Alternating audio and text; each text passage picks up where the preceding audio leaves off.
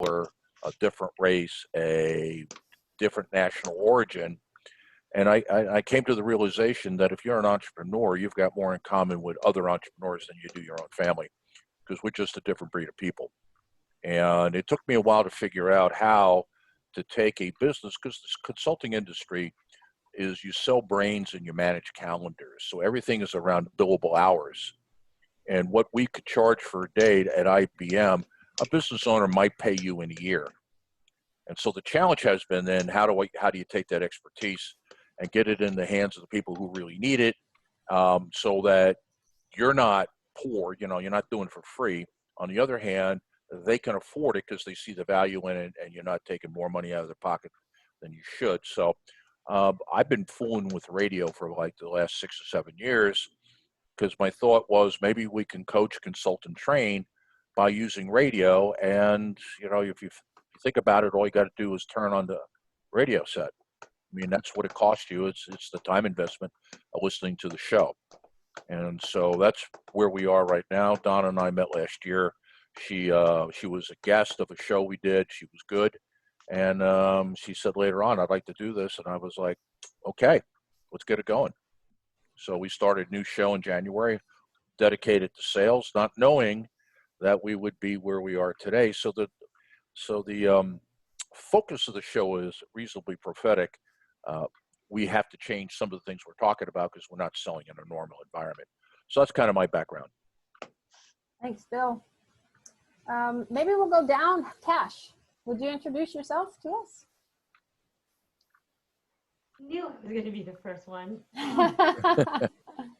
Hi, everyone. Thank you very much, Donna, for inviting me today. I really appreciate it. My name is Kashfia Rashid, otherwise known as Cash the Bookkeeper, and that's what I do. I am a bookkeeper for small businesses and nonprofit organizations.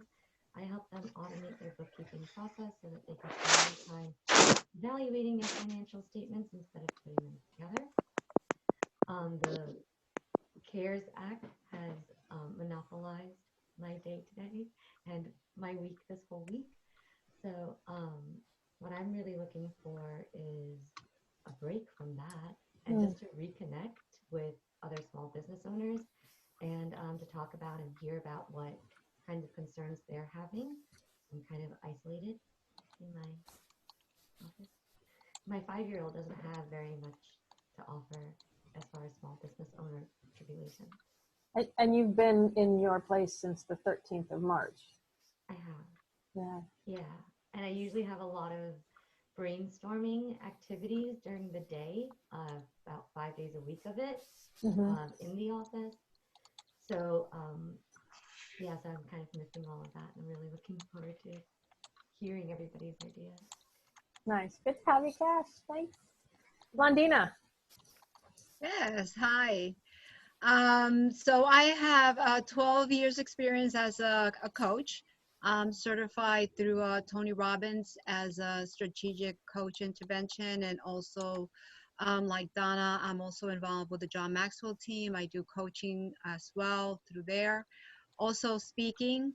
And my journey started after being involved in a car accident, which I was hit by a drunk driver and suffered a brain injury, and studied the brain, emotional intelligence, and like Donna, how the mind works. So I help people get from where they are to where they want to be, and also understand the mind chatter that goes on, all the doubts that we have, and where does that come from.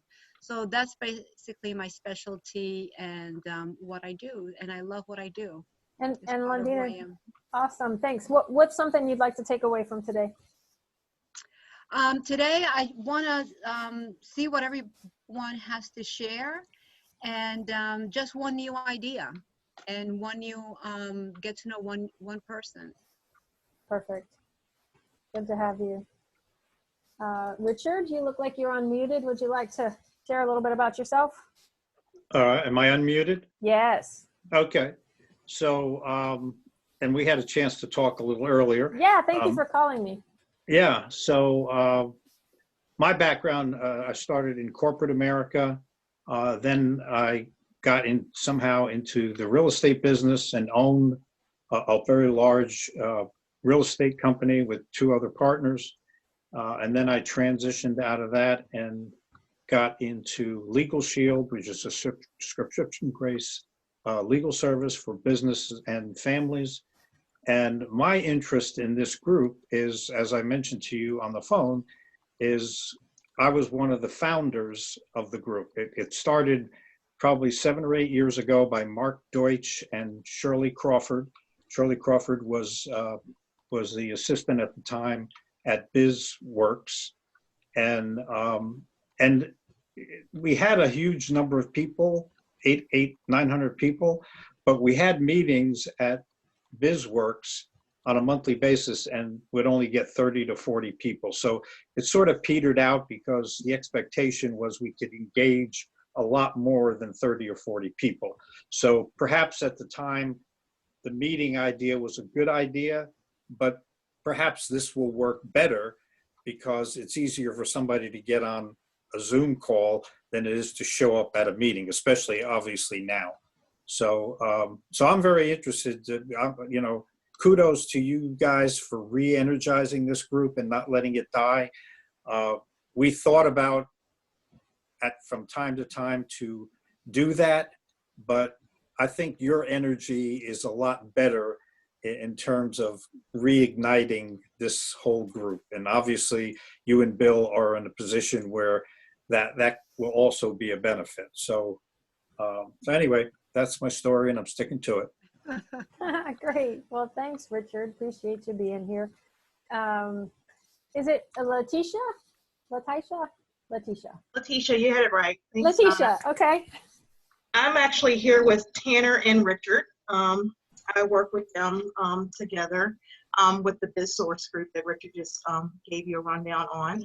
I am Letitia Jenkins. I am a senior project manager for Chesterfield County Economic Development. So that's how I know these gentlemen, and we work together doing programs with Tanner and Richard across Chesterfield. Okay. To get businesses information. So I was forwarded information from these gentlemen.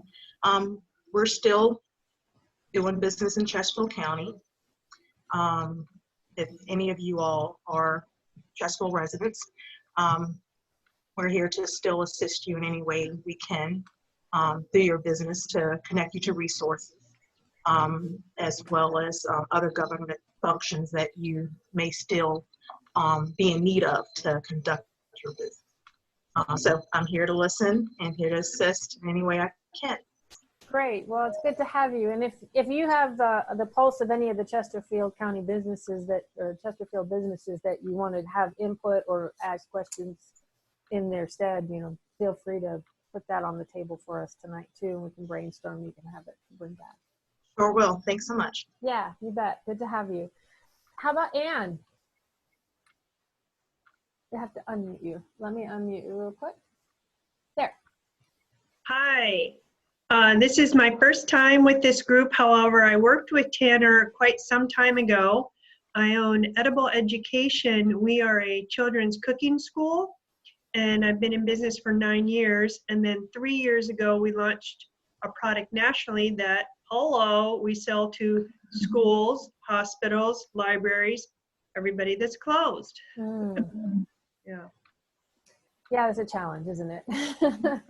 But it won't last forever. Right. Mm-hmm. Really good to have you tonight, Ann. Thank you. Thank you. And Tanner. Oh, let me unmute you. Hold on. There you go. Now we got you. Okay. I'm Tanner Collins, and I'm with BizWorks, Executive Director, and like Richard and Letitia, members of BizSource, and very excited about the opportunity to kind of catch up with you all. And I know Donna, and I know almost everybody there. We collided at one point in time in our careers, and we've seen this thing right here. And what we do at BizWorks, we're a business incubator, and we work with startup and small businesses in Chesterfield County. Our goal is to kind of help to educate and develop entrepreneurs so that we can promote and support the creation and development of businesses. We provide actionable tools and structured support to achieve measurable performance, sustainable growth.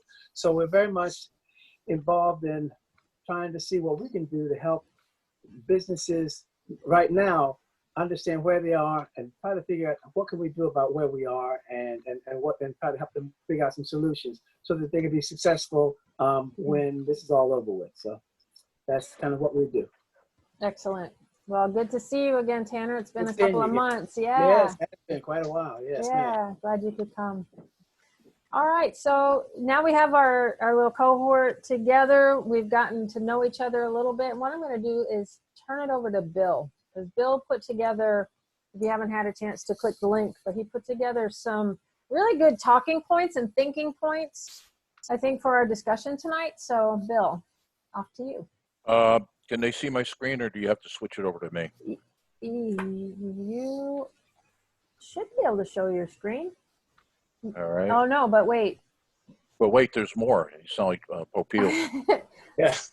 Maybe because you came on second, I have control. How do I give you control? Well, the other option is for you to go to the website and you pull it up. Oh, I could do that. Yeah, and then we can talk about it that way. Or do they have a share content button? Yeah. What does that do? It's, I just have to find it. So this is the beauty of Zoom. Yeah. I'm going to go to here. Yeah, I haven't been using it enough to get proficient at it because I'm on radio, so my preference is audio over visual. Mm-hmm. Yeah. There Yes, we go. only the host can share this meeting, so whoever's the host. Oh, There you go. Oh, yeah. Hi. There we go. Can you see it? Yep, okay, I'll pull mine down. All right, I can see it. So just tell me where you want to go. All right, well, here's what happened here, and that is Donna and I we operate from a schedule on our radio show, Sales 2020, and obviously we just couldn't talk about sales without dealing with what's going on with the coronavirus and the fact that a lot of small business owners are being put out of business because they rely on some sort of interaction face-to-face or foot traffic with customers. And so it was one of those, well, what do we say about that? I mean, we've got some of the same challenges ourselves. So what do we say about it? So I put together something that I had written a while back, but it wasn't necessarily relevant. It was more of a, gee, that's a good thing to know, as opposed to right now, it's not. So the originator of this, I don't know how many of you are familiar with the work of Nassim Taleb. He is a mathematician who worked as a risk manager in a hedge fund. And so he is kind of a different cloth. But he's the guy who came out with a book about 2 years before the 2007 crash called The Black Swan. And he's the one that kind of coined the phrase of, every once in a while, the economy suffers one of these black swans. And the reason he picked that as the analogy was that, if you have a bunch of swans together in a pond, eventually they will produce a black swan, and yet you look out there and they're all white. And so what is that? And of course, most of us know enough about genetics to know that a recessive gene. But the issue is that if you get a bunch of white swans together, you will get a black one. You just don't know when. And so his thing is that we know that every 10, 15 years, a black swan comes through the economy and is catastrophic. Not because we don't know it's coming, but we don't have the data and we don't know why. We don't know what it's going to impact. So 2007, 2008, it was the blow up in the housing market because Freddie Mac and Fannie Mae used the government to underwrite bad loans. And that's okay if all the loans don't come due, and then they did. And then that broke Lehman Brothers and a couple other financial houses, and pretty soon, since everybody was selling derivatives, and don't ask me to explain derivatives because I don't get it either, but basically everybody was on the brink of dying. And so what we have here with the COVID is that maybe in December, if you were really on top of it and you were somewhat prophetic, you had the ability to see the future, in December you could say this thing's going to get ugly. But it really wasn't until like 3 weeks ago, maybe a month. I mean, in February, this economy was humming. Yeah. And now where are we? We had close to 7 million people file for unemployment this week. And so that got me in looking back at Nassim's work. And if you want, up on this particular piece here, I will put a couple sites where you can go get it, meaning you could, go to Amazon, look at his work. Donna, I think you downloaded a Yeah, PDF. yeah, and he wrote a book follow up on that, following that, called Anti-Fragile.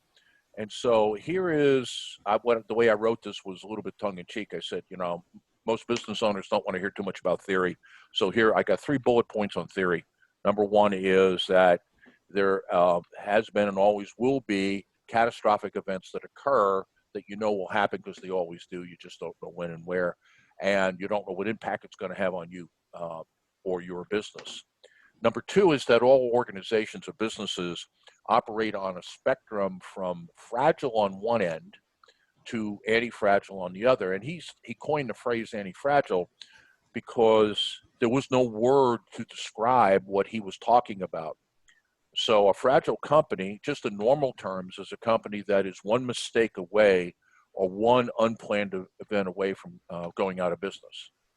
A robust company, which is kind of in the center of his model, says that if the company is got its act together and done the right stuff, when something like a black swan hits, it'll survive. Now, it may be painful, and they may be on the brink or teetering about going out of business, but they'll get through it.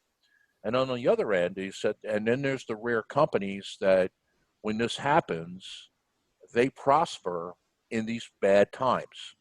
And it made me think back when I first read it that I was, even though I didn't make a living as a speaker, I was on the speaker circuit. And in 2001, I actually had a number of speeches canceled after September 11th. And, the online meetings, though they were there and the technology was there, didn't take off until then. And then suddenly with 9/11, GoToMeeting and WebMeeting and a couple of the others are hot. Why? Because they just happened to be at the right place at the right time. Everybody was losing their backsides as businesses, and these guys are taking off. So that was the concept of anti-fragile. Now, that's all the theory I got. But his big thing is, and this is where I'm at right now, is what can I do about that? Because what that demands in a time like this, we need to be hyper-aggressive and we need to be hyper-conservative. But I want to stop there because I don't want to turn this into a lecture. I just want to share that piece before we talk about what are some potential prescriptions. So who would like to join in the conversation? Got any questions, etc.? Put it back up. I just like that, the idea, the concept of the anti-fragile and the fragile and that whole continuum. That really speaks well about what's happening right there. So I think so. I'm very curious though about the hyper conservative and hyper aggressive. So I can hardly wait for chapter 2. Okay, yeah, and you probably got caught up when you heard that. You got caught up the same way I did when I first heard him speak. I was going, brilliant. In fact, it's the best. My degrees are in organizational development and OD, and it was the most brilliant description of organizations I ever heard from a mathematician that doesn't know anything about my industry. But then again, he knows a great deal about my industry because he's a hedge fund manager, and the hedge funds, what are they doing? They're looking to find ways to invest to make money right now. They're hedging the bets of their investors. Anybody else, any comments or thoughts or questions around that concept? I just want to point out that there's a lot of people, I know for me, the longest time before hearing this, I would think a robust company or an organization was right on where I wanted to be, robust. But what he's saying is that's not where you want to be. You want to actually be anti-fragile, the opposite of fragile. And so I think that's worth pointing out there, that we're not looking to be robust, right? Right. Well, if you're fragile, you're looking to be robust. Well, sure. Yeah. And so what's happening right now is all of us are probably in fragile businesses because we are, for example, if your business is totally dependent on foot traffic in the door, or you're doing one-on-ones, you're going to Panera or you're going to networking meetings and you're going to meet people one-to-one, and you don't have, say, 3 months of operating expenses in the bank, you're running a fragile company. And I think most of us are there because nobody was going, you know, I need to sock some money away here. Mhm. Mhm. Okay, so go ahead and this hyper conservative, hyper aggressive is this idea of take a look at what you got and what's working and be very, very conservative about that. You can't risk losing anything else. So I put some bullets here that I'm currently doing, and Donna and I are doing. That is, number one, on the hyper conservative side, is what can I do to reinforce relationships with the existing clients I have? Donna got a great phone call. It was a voicemail that we played on the radio last week. Donna, talk about that a little bit. Yeah, it was the auto mechanic that I had worked with who had just called to say, hey, we wanted to check on you, see how you're doing. Wanted to let you know also that we're still here to service your car needs because we know that you still have to drive even though we're in this COVID-19 predicament. And that these are the steps that we're taking to ensure your safety in cleaning and sanitizing the car. And it was just well done. It was a personal touch. He had called first of all to say, I want to check on you, make sure you're okay, and this is also how we're doing business and still in business. Yeah, because how many people know whether or not you're still in business? I mean, there's a lot of assumptions being made right now. You know, if the governor's closed everything down, well, you're closed. Well, maybe that's not true. Maybe just because I can't meet somebody or somebody can't come into my retail space doesn't mean I'm closed, just means that I've got to have to figure out a different way of doing business. And that's so, that different yeah. way of doing business, I think that's really key because like I've got friends out on the West Coast that have a chain of restaurants. They were doing really well, like to the Food Network right? They were featured on Food Network. And then overnight, they're scrapping to say we need to sell 47 meals a day just to break even. And so what they decided to do was a view-a-thon on Facebook for 5 hours last Sunday, raise donations, kind of like the old PBS, you know, we're raising those. Yeah. And they got a couple of other food service industries, like I think Rita's Water Ice, you know, a couple of those other brand names and some local talent. And they did this a-thon that you donated to, and the money that came in, they made meals to go to the hospital staff. So it, you know, this win-win-win. But to your point, Bill, are they still open to sell ham and eggs? I don't know, but I do know that they were very well organized and advertised to do donations in a new way. Yeah, and if you think about all your clients are feeling the same pain you're feeling, and they're worried about what's going on with them. So this issue of reaching out and working on the relationship will do wonders for the business. Because when I get onto the hyper aggressive side, there may be some things that you discover in these conversations about you're trying to figure out what's my workaround. If they can't come see me because I'm a non-essential business, what's my workaround? Just because the governor says that I can't do business doesn't mean squat to me. That just means, okay, I can't do that. I'm going to have to come up with something else, because if my business goes under, nobody's going to come save me. I'm not, you know, even though we've got looks like some pretty good programs going on for small businesses, I'm not a big company. There isn't a bailout. So the only person that's going to save me is me. And so just because somebody has said in government that, well, nobody can come to your store, okay, we're not going to violate that law, but that doesn't mean I'm out of business. That doesn't mean I'm shut down. And so the second thing I was thinking about is, what do I need to do to protect the current revenue streams that I have? So one is to reinforce the relationships with people, let them know I'm still open. Number two is, what can I do to protect the things that are still producing money? And I know a lot of people that are really going at this aggressively. We've got a good friend. She's not a client, but we talk to her all the time, so I guess she is a client. And she runs a catering company here in Richmond, and about half of her business is doing events. Well, she just got wiped.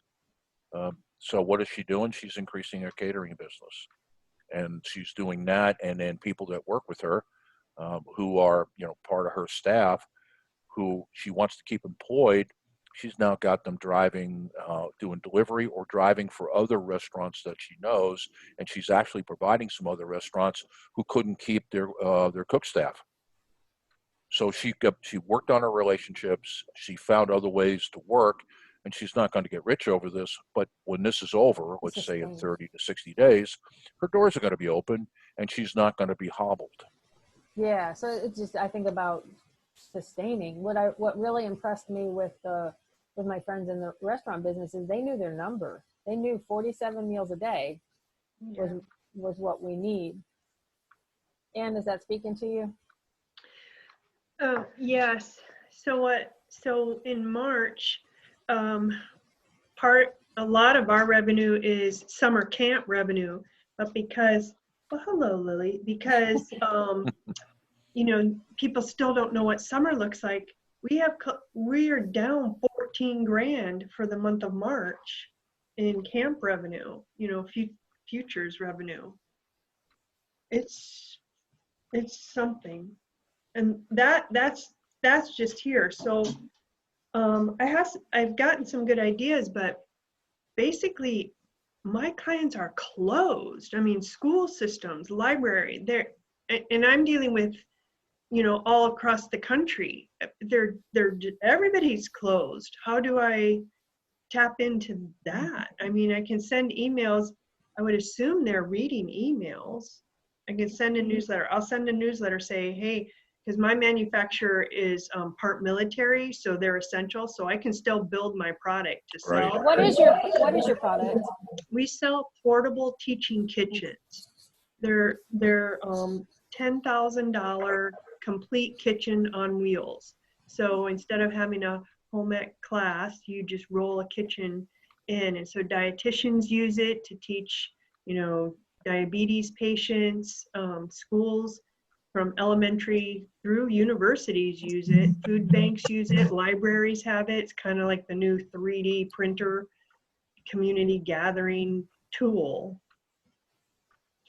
So it's just frustrating that, and additionally, I have 40 grand in receivables that I can't collect because they're closed. So, Yeah. So whatever. So what struck me, because this is kind of over to the hyper aggressive, is there's going to be a lot of food lines in this country if this goes on much longer. And you know, you look at what they're doing, like in LA, it's really going to get serious because they got all the homeless who are now they're putting into recreation centers, and the homeless haven't really come down with the disease yet because they're outdoors. And even though they're in proximity to each other, what happens when they put them in the rec centers? So there may be a demand for what you have, but you're not going to be teaching anything. It could be that you've got the equipment, and Right. how do you get the dollars out of those relationships? Because people are going to want it yesterday when they want it. Right, exactly. And I don't have the money for, you know, to build up inventory. Oh, no, I understand. So, at but the moment, yeah. do you have enough inventory that you could at least get yourself healthy or staying in business? Well, I've got 3 carts sitting on the floor that are spoken for that I can't ship because they said there's nobody there to receive them. Oh. So, yeah. How about driving them there? No, I could. Nobody's at the university. Yeah. They Okay. all are for universities, and no one's there. One in Florida said we'll be there mid-May. Can you hold on to it till mid-May? And I'm like, okay. Yeah. Well, how about and I'm just throwing ideas out now. How about looking at, say, like the National Guard here in Virginia? Even though those may be sold to other people, they're not here right now. Right, I can sell them to anybody. That's right. And so who's got money? Yeah. And so it could be that the National Guard here in Virginia could be an option, could be a customer that's willing to do this. How many customers do you have local who have your equipment who haven't paid you? Nobody local. Oh, Miami, okay. yeah, Miami owes me for one.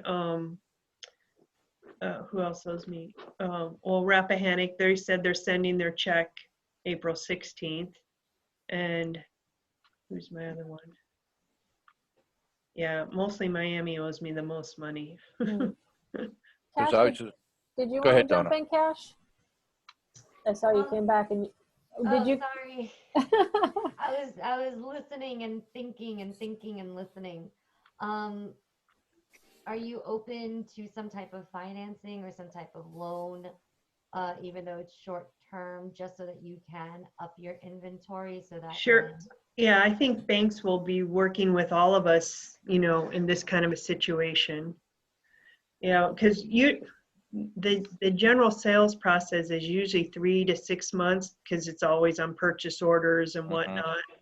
So, yeah, I'm that's a good idea. I'll reach out to some more food banks and stuff. I know our food bank is low, so maybe they're going to be switching over, like Bill said, to something else because people aren't there. It seems like the food supply, even in the grocery stores, getting a little scary. Yeah, and yeah, it's too bad. You know, I guess it's good you only have 3 available. And it's too bad because it could be that you may be in a spot where you could sell a lot more, Well, or we maybe.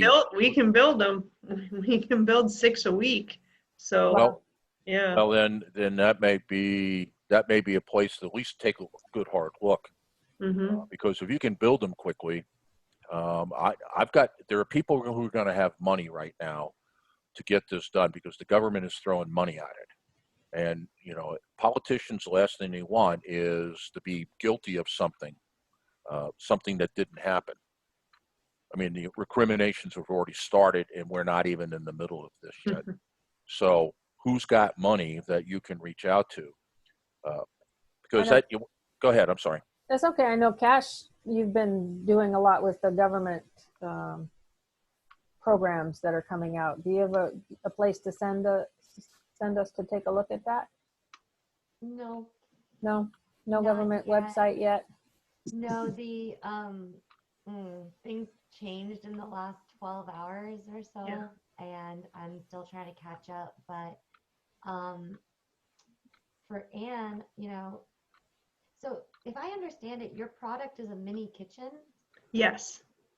And it can be, it could be like what's in it? It's like a little. Yeah, it can roll through the door. It's a 55-inch by 32-inch cart. It has hot and cold running water. It's totally stainless. Has an induction burner and an oven. And then we include all the supplies, the knives, cutting boards, all that for 10 people. And it's a health inspectable commercial kitchen. And the fact that it's stainless is Right. that it'll be easy to get the virus off of the surface. Yeah. So maybe hospitals or nursing Right, but they're, yeah.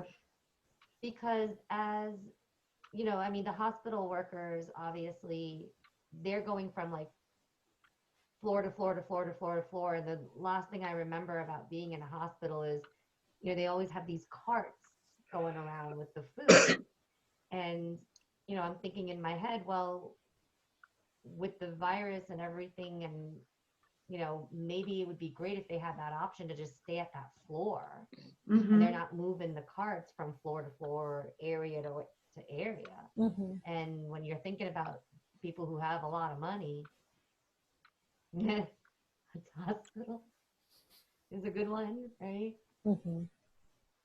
I was also, go ahead, Richard. No, I was just thinking, it was just interesting.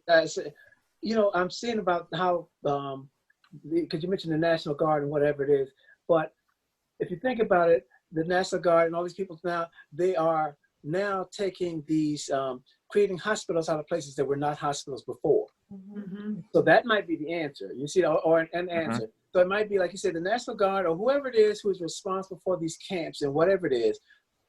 So that's the position, to position it as an alternative or an easier or better way to prepare food and have people ready. That way you have fewer people preparing the food. So therefore you got maybe 2 people instead of 10 people preparing food. Now you got 2 people preparing the food. They put it all together and whatever it is. And now you can mobilize this to take it to these tents and to these other places and things like this. And so maybe the government will pay for that kind of a thing like that, for solutions. Mhm. I hesitate on the hospitals because, hospitals, many of these places, they're cutting back anyway. And so this becomes an experiment. So in good times, this is something they can try. You see what I'm saying? But I'm just saying now, with the Army, they want solutions. And you got a solution to a problem. Do you see what I'm saying? If that makes any sense. So I would kind of look for about who really has a problem that I can solve. Not an opportunity. Don't look at an opportunity for yourself. Look for a problem that somebody else has. And I'm saying that, like I say, these people that are creating this, even if you look at what this thing at VCU, how they're turning that dorm, going to turn it into a hospital. You see what I'm saying? Now, they're going to have a problem because they won't, how do you get food to these people that are in this hospital? And that might be the thing. So I would say National Guard, VCU, any place that is going to be converting from a temporary what it hospital is to something else.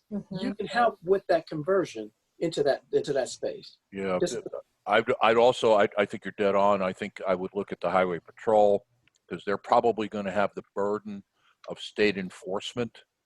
And so field kitchens, I mean, the military might be good at putting together a field kitchen. People like people in law enforcement, they don't have anything. They go out and they eat. There's no supplies there. One thought I had on the hospital as you were talking was that I worked in a hospital to put myself through college, and I worked in housekeeping. Right now, they've got incredible demands on housekeeping, and they probably need to add staff. So maybe, I don't know, if you know somebody who works in a hospital, that may be worth a conversation on what if they deploy the people who work in the cafeteria in the hospital and put them into housekeeping, because they really need the help there because everything's got to be wiped out all the time. And what you could become is the alternative food source. So they're not really shutting down the cafeteria, but they're deploying people that would normally work there, doing other things that must be done. Have they shut down cafeterias in hospitals? Do you know? I don't know. I do not know what they're doing about it. I know that they would have to substantially increase their workforce in housekeeping to handle the demands of this. Almost I like don't an know how they're inside handling food that. truck. Yeah. well, I think what you're seeing in the hospitals is that it used to be the big cafeteria. And so now the cafeteria will service a lot of people. So what they've been able to do is now to no longer the cafeteria. So they can cut out those people that were normally working in the cafeteria right there, and cutting your costs. You can look at companies like HCA, Bon Secours. What they're doing right now is they're cutting their costs. You see what I'm saying? So they're not looking to spend any more money. Right. You see what I'm saying? So because that's not their problem.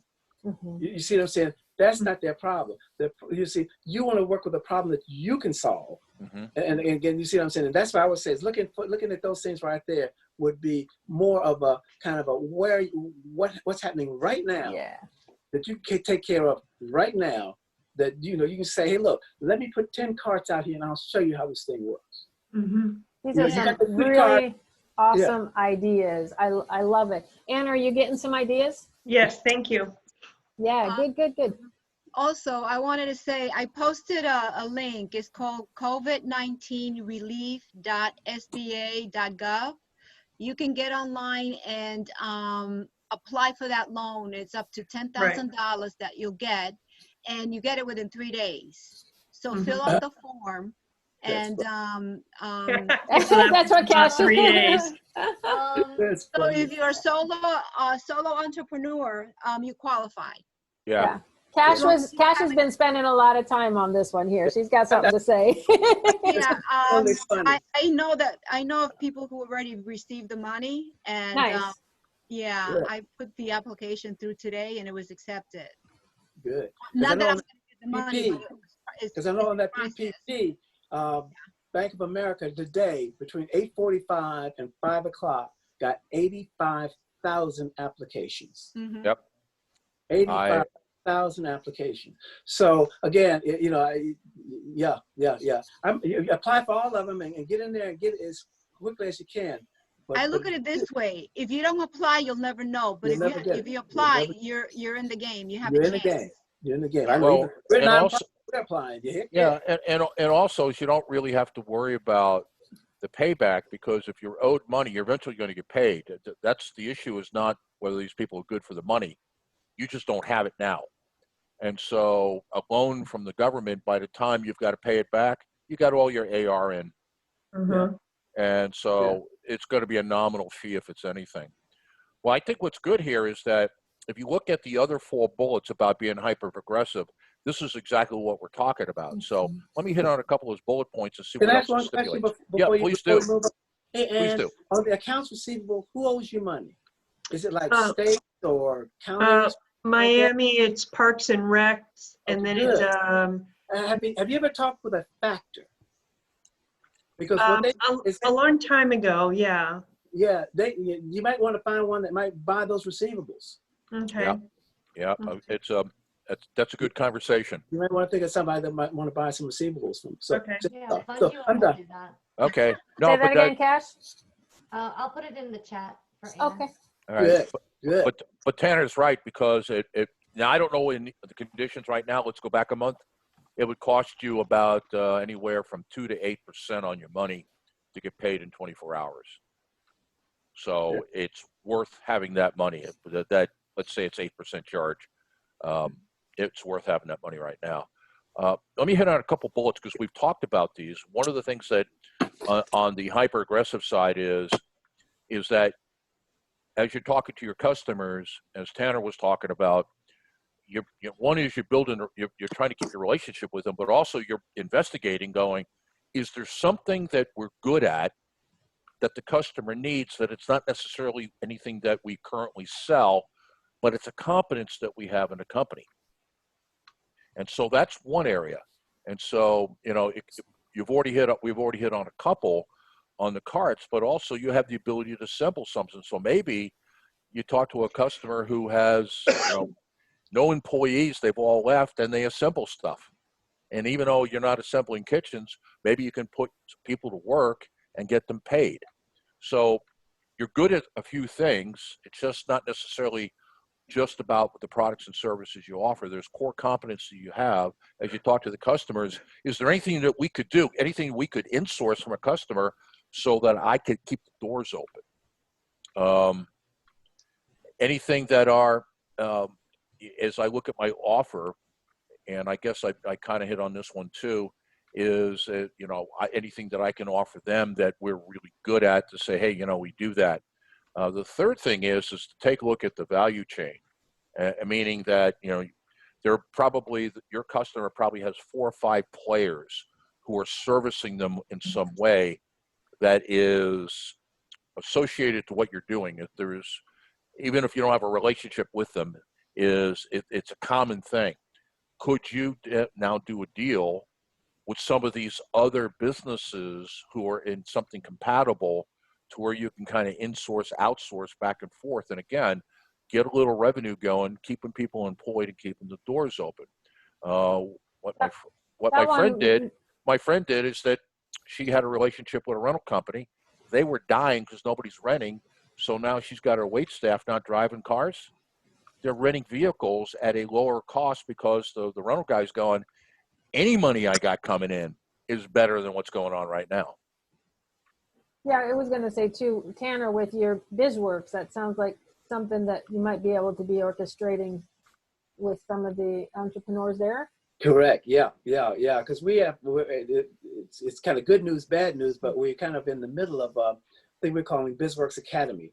And we've got a program designed to help entrepreneurs do just this.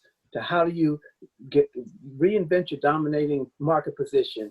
How do you get more people in the eyeballs? And how do you kind of create this opportunity for you? And how do you position yourself such that on the back end, you're in a position to be able to take advantage of a lot of opportunities that will be happening. So we have these classes that are going on. They're going on virtually as well. And so we're really excited about that. We've got about 10 of our entrepreneurs that are involved in our class right now. Mm-hmm.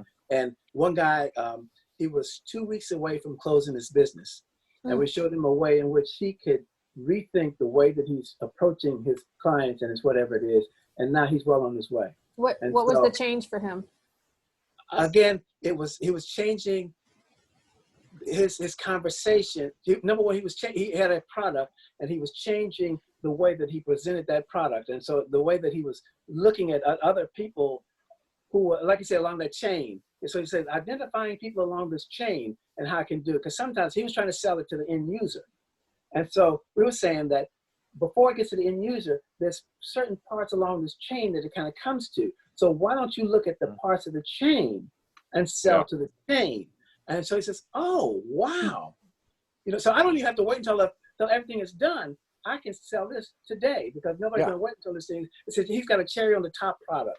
So therefore, he doesn't have to wait till the cake is baked now. He can talk to the flour guy, he can talk to the chocolate guy, he can talk to, and that's what we wanted to do. So that's what we're doing. And the good thing about it, too, is we have this great guy, Chuck Clement, who has got a program that's going on, and we're doing a lot of one-on-ones with people and helping them to do it. In fact, we've signed up for the class as well, and this is really helping us out as far as what we're doing and where we're going on it as well. So pretty excited about it. I don't know if any of y'all are getting our e-blast, but I guess next week we'll be coming out with a new e-blast using some of the techniques and the things right there as well. So it has changed what we're doing.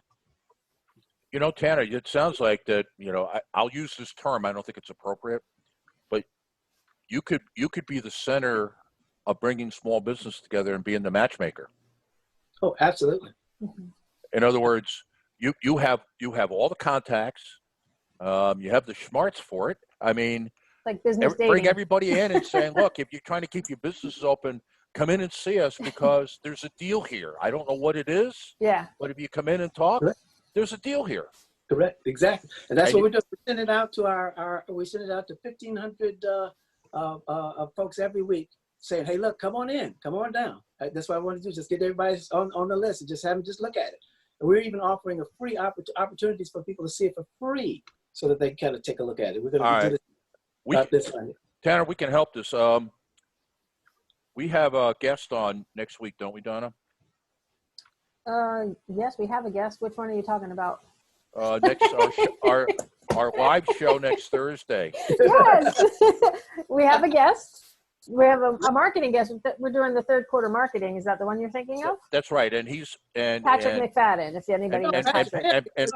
And Patrick's going to be in for the second segment, right? He's going to be there the whole time. He's going to be in the studio. Okay, so maybe throwing we down third quarter sales. Maybe in the third segment we can do something with Tanner and get him the publicity he needs to get people to come into come into his facility. Well, again, like I say, let's hold off on that for a little bit right now, because again, I got our next classes actually start. We got a group now. We call it the semester. So the next semester starts in July. So we've got a group now, and we're moving them along. And so therefore, I'd like to, if I could, to be able to position it a little bit. Oh, you just froze up. He froze. Okay, well, Tanner, we're here. We've got 30,000 people who listen to us on a weekly basis, so that's the opportunity. Yes. And so I know Richard and Letitia, you both are working with some larger organizations as well. Is there any other of these connections that might be beneficial for you guys? If you're still... Yeah, I'm still here. Okay. Had some stuff going on in the background. Yeah, sure. Yeah, working with Tanner. Tanner's program is great. I will be in the class for July, so I've been working with him and Chuck Clements leading up to that July class since they were sold out and I couldn't get in on this one.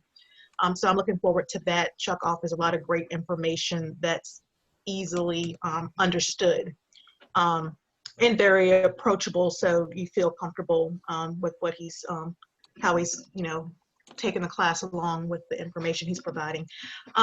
We have a lot of information coming out of Chesterfield County, working with businesses and our different business types with manufacturing that's like ramped up, astronomical, just huge during this crisis. And we still have a lot of one of our major businesses in Chesterfield deals with food.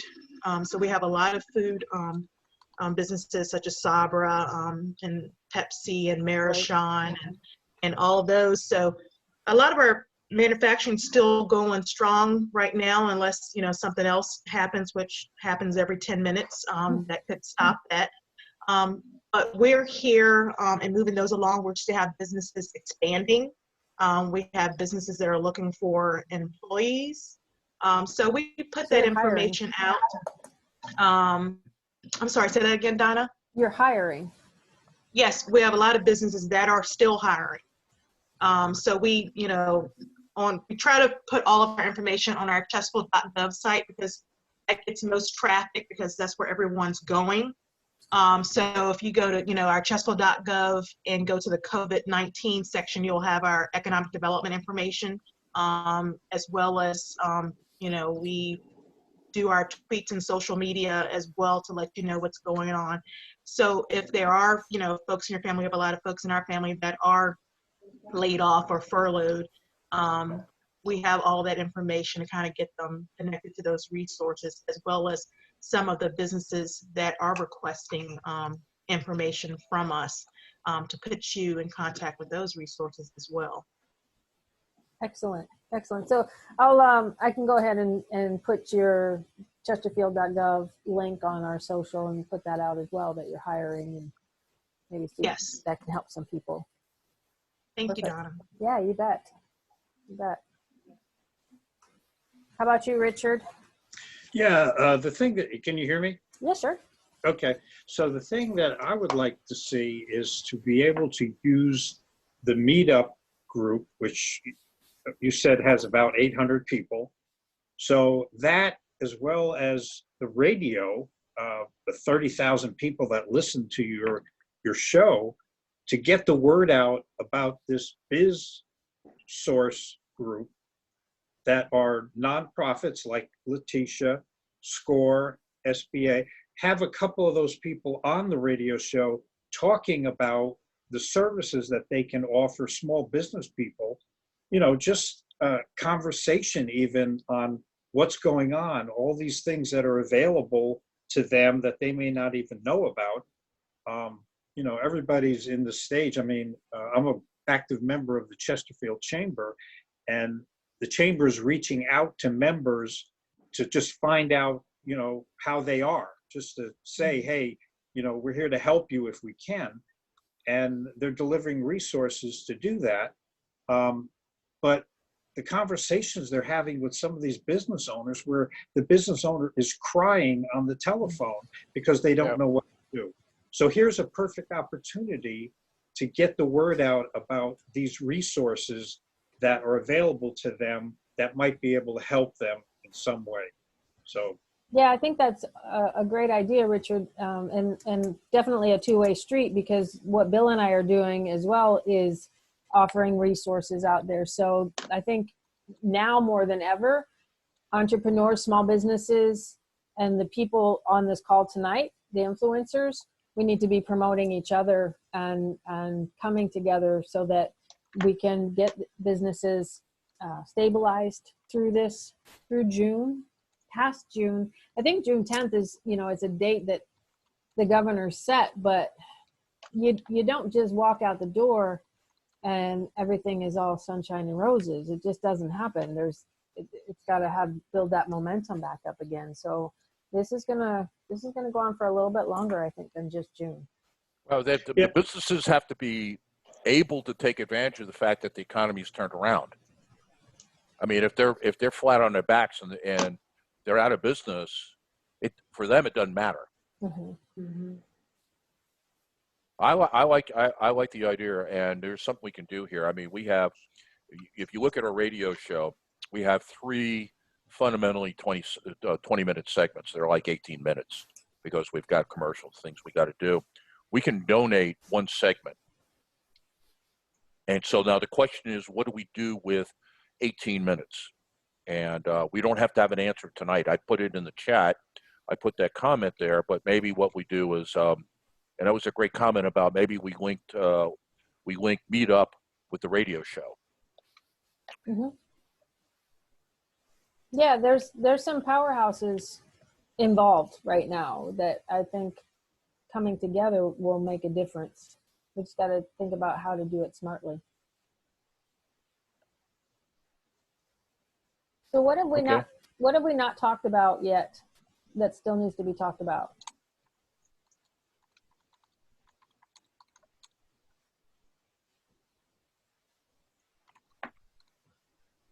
Tanner, I know that's a buoy behind you, but it just keeps reminding me of an IV drip. I thought it was a microphone. Oh, you're muted. Here, let's unmute you. Keeps me going. Yes, there you go. This is exciting. This is exciting. This is a good group. It's a good start. It really is. Yeah, so if we talk about this being a start, and this is a meetup group, as I'm just kind of circling back, recapping what we talked about how there's the way business has always been done, and looking at the current revenue streams in a business. We want to be hyper conservative with that, reinforce the relationships, continue with the revenue streams that we have, and then also getting hyper aggressive, which is that out of the box thinking, all these really resourceful entrepreneurial ideas that are coming out of this situation that we're in. So looking at more of that, which I think is also segueing to what Richard was talking about with BizSource and the radio show. And then it's a question of how often would this group need to meet to be effective, and how can we collectively rally the troops to get more people involved? Well, I think if I could chime in, I think, part of looking at why do we have 800 people in a meetup group, and you invited them all, and how many people do we have on this call? Mm-hmm. So I think what we've touched on is the radio show, what we have with BizSource. Those are all going to be great resources. And I think the more that we include the 800 people in the meetup group and what value we're trying to deliver, that's what's going to engage them.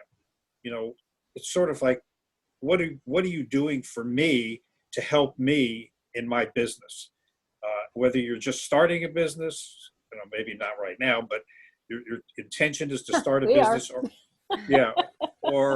or you're in the throes of this mess and trying to figure out how you're going to make it out. Obviously, the bigger business you have, the more likely you're going to be able to sustain yourself. But Chesterfield County, I think 80% of the businesses are 20 employees or less. That's a small business.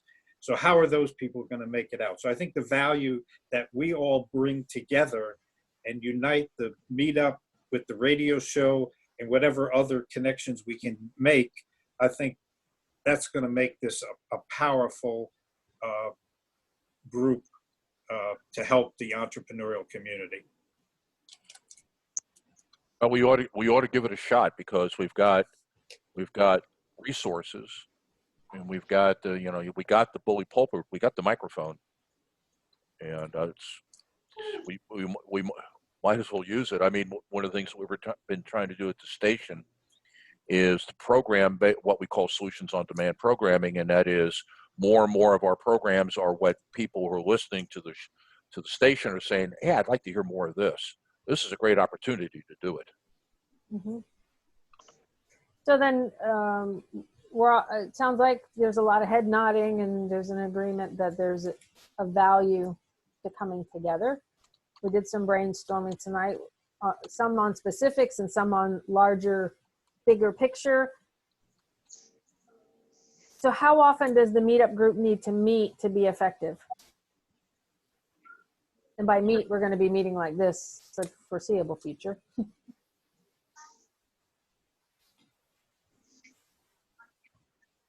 That's a good question. Cash, are you talking? Well, I think it's going to be a lot. what the answer. I think the answer is a lot. I don't know what the frequency of a lot is, but there are some business owners who have got 2 or 3 weeks left. Yeah. Yeah. That's all they've got. Yeah. So is it weekly? Is it more than once a week? Do we offer like, because we originally had done a Wednesday at noon and a Friday at 7 p.m. Billy, do you and I keep showing up for that? Or is it more just the Friday night at 7 p.m., grab some popcorn and a beer and we'll get together? I don't know. Well, I think maybe once a week as a starter, just to see how that goes. I think what we'd also like to do, and I think Tanner will agree with it, and Letitia, is we'd love to have you, Donna, and Bill join our BizSource meeting so that you get to understand what value that has to the community, and you understand, what it is we're trying to deliver. I mentioned to Donna on the phone that we're working with Chesterfield County now, the school systems, the tech center, high schools, middle schools, because again, these resources are primarily free, and yet most people don't know, sort of like if you ask somebody, what does the SBA do? They would say, well, they make loans to businesses, which they don't even do. And so that's a misunderstanding, that we're trying to get people to understand what value we bring to them that really won't cost them anything and could help them save their business.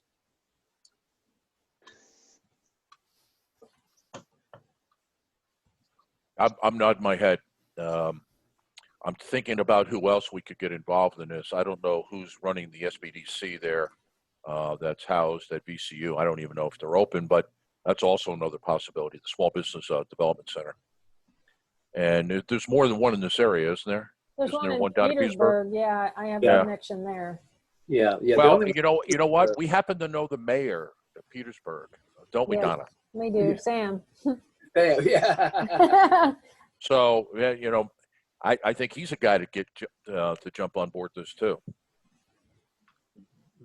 And I mean, if you're going that far down to Petersburg, then there's always the Petersburg Chamber and there's some other things right there. Because the chamber, I think you just hit on that too, Tanner. We need to be hitting in on all the chambers because they have the pulse on their people, right?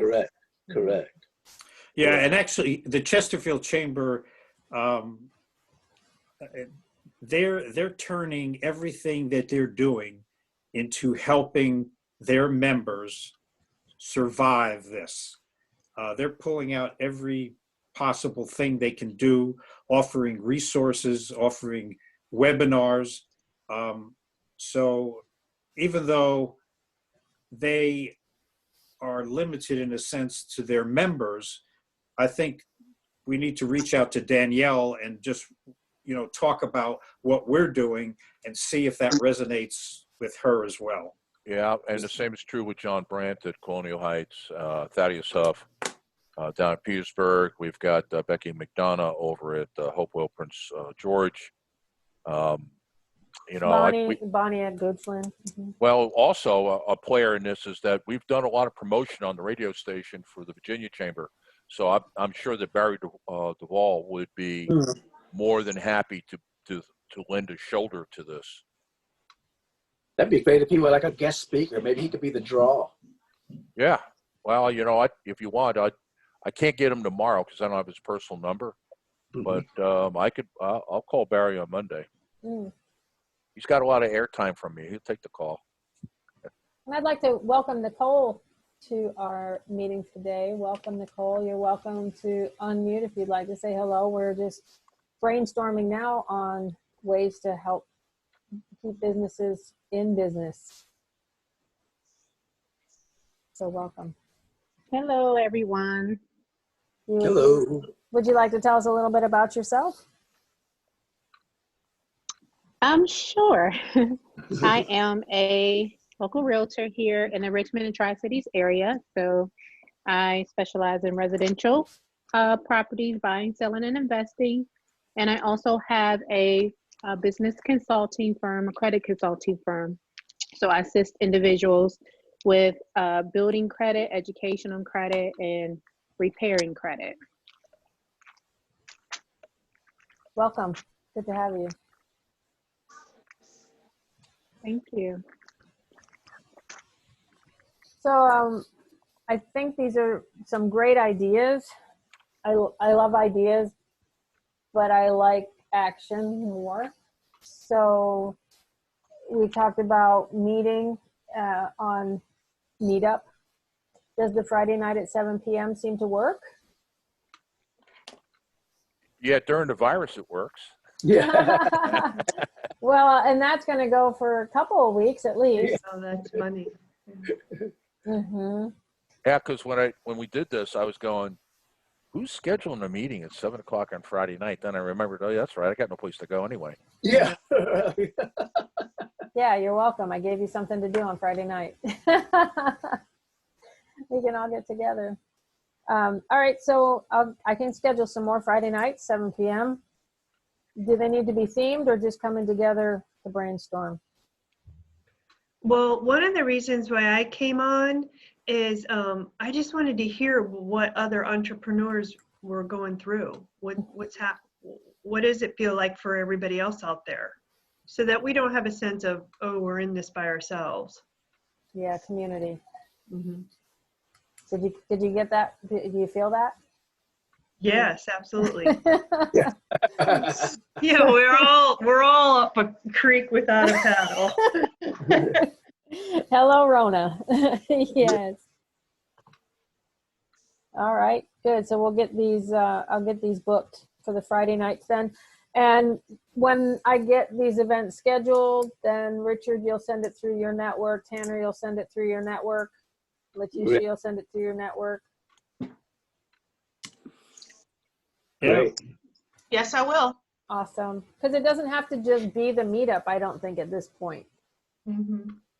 I think the meetup was a startup, but my friend Londina is in a few states away and still having things going on with the Rona, the Corona, my Corona.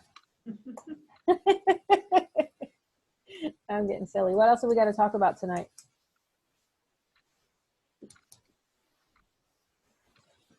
Nicole, did you have a specific challenge that you wanted to brainstorm?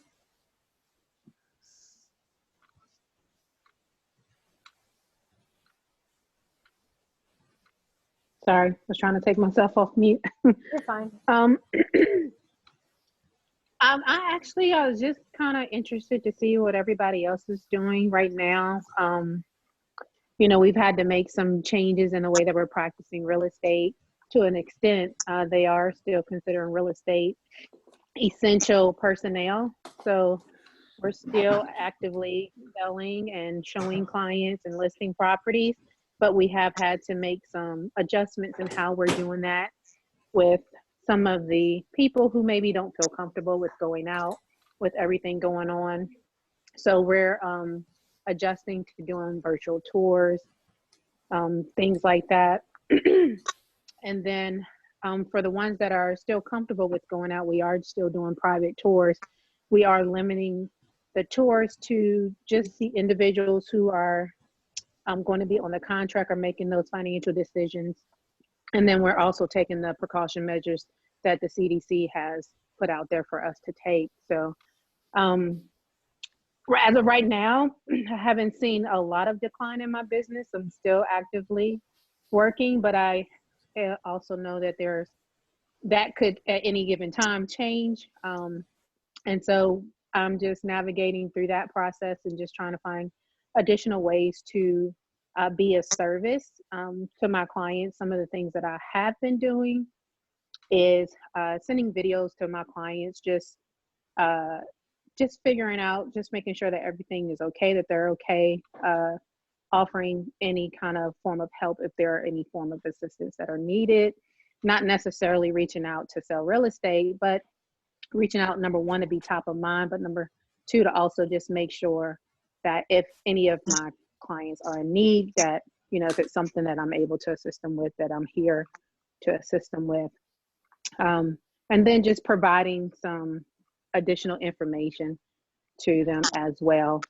So I do have clients that are still kind of on the fence on if they're wanting to go ahead and list properties. I think I've had like 3 listings that have been delayed due to everything that's going on, and they're just kind of uncertain about the market, in addition to them having to purchase a new home. So that's been kind of crazy for them, and not knowing whether or not they're going to have a job is another issue that we're all experiencing as well. So just trying to be the source of the source and providing as much information regarding the market as I possibly can with them.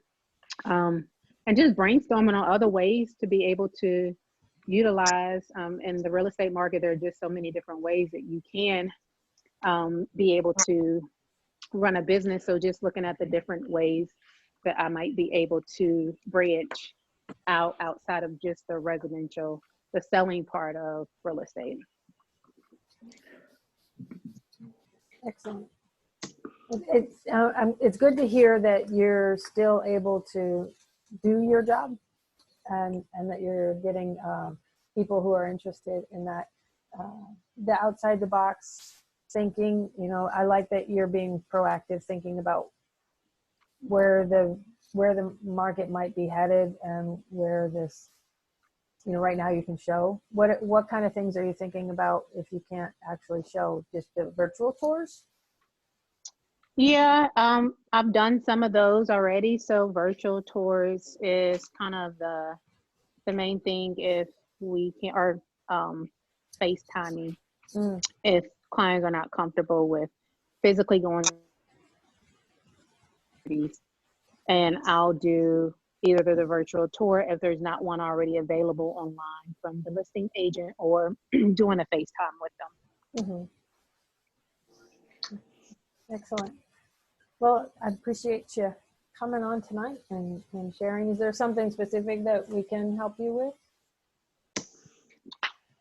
I kind of jumped in on the webinar a little bit late, so I'm not sure all that was talked about, but maybe this is recorded and I can go back and listen to it. Yes. Nothing off the top of my head that I can think about, unless you know anybody that's looking to buy, sell, or invest in real estate.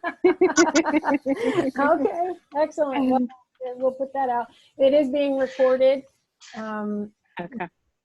Just to recap too, we talked about hyper conservative and hyper aggressive. So you still see that on the screen there. This whole writing that Bill did is on our website, Sales 2020, under tools up here at the top, and show notes. So you can get a copy of that. You can share it with people. You can put it on your Facebook. Because again, this is the time when we can help each other get the tools and the resources and the community, the camaraderie, the togetherness. I think I'm hearing that theme a lot lately from people, that because of this isolation that we're living in now, people, there is a whole world out there, and I'm not the only one going through this. So that community thing is really important, to keep everybody together. I know that Richard, Letitia, and Tanner, you guys registered. We're talking about doing maybe some collaboration. So we have good emails for you three, right? And that you registered for Zoom? Yes. Awesome. So I guess Bill and I will talk afterwards, and we'll be in touch for that. Bill, did you have anything else you wanted to say? No, other than I've been writing some notes to myself right now about some things that I can do. So look for from me, and I guess I'll put it into Meetup unless you want to send me an email address. Other things that we may have, tools that will be helpful to you, I'll just put them up on our blog site, and then you can look at those and do with them as you can. Good. Does anybody? And the other thing I put out, and I put it out to everybody in the chat, is if we can help your business by using the radio show, don't hesitate to reach out, and we'll find a way to make that work. Yes. All right, so we're back to regular there. Chat, I learned how to save the chat. I'm gonna save chat. We'll send that out. Everybody that registered through Zoom, we have your email in there. So I'll email out a copy of the chat. I'll email out a copy of the recording. Somehow we'll get to the recording. And are there any final thoughts before we all say goodnight? Thank you very much. No, so glad we could all get together. You all be blessed, and we'll get this set up again for next Friday night at 7 p.m. All right. Good night, everyone. Good night. Bye. Bye.